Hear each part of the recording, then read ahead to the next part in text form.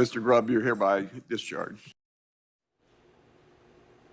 Very difficult watching that. Such a sobering moment in that courtroom as the judge tried to speak, telling Connor Grubb that he was dismissed and he was free to go. 10 TV's Lacey Crisp was in the courtroom today when the verdict was read. She's been there from the moment this trial started. Lacey, what was the feeling in there like? We even saw kind of a moment of relief from Connor Grubb, and you said he had some tears in his eyes. He did. You can feel the emotion in the courtroom as Judge David Young read the verdict to all 6 charges. Now, this has been a long time in coming. The shooting happened more than 2 years ago. The trial lasted 3 weeks. Now, the jurors deliberated over 2 days, 7 hours throughout those 2 days. And around 10:30 this morning, they reached their verdict. Now, when the jurors walked into the courtroom today, they didn't make eye contact with anyone. They just kept walking straight ahead.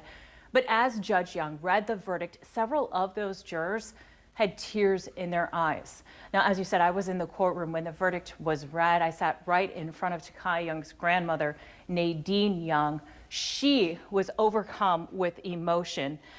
She was yelling and crying, and family members and some of the deputies actually had to escort her out of the courtroom. And defense attorneys explained after the verdict announcement that Grubb hasn't decided what he's going to do now.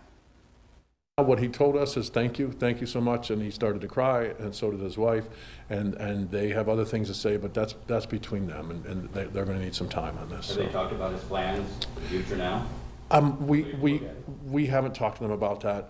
It's one day at a time. Yeah, it's one day at a time. If it's a not guilty verdict and your life goes on, you're always affected. Like we said in this case, everyone in that courtroom is affected from this, and it will impact them for the rest of their lives.